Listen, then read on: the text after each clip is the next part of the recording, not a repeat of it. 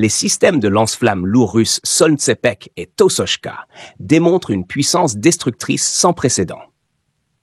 Selon Rostec, l'agence russe en charge des technologies de défense, ces versions modernisées ont surpassé en efficacité certaines bombes aériennes lourdes comme l'ODAB 500P.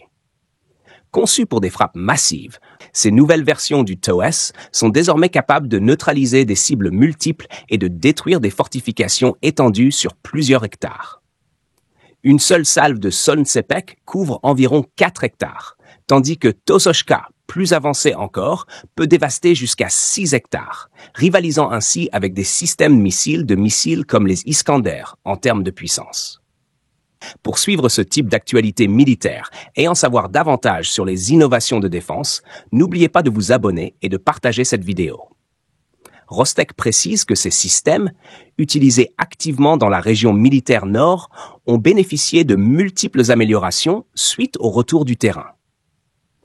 Les lance-flammes Solntsepek et Tosochka intègrent désormais des fonctionnalités accrues en matière d'automatisation, de portée et de sécurité, augmentant leur efficacité tout en réduisant les risques pour les soldats qui les opèrent.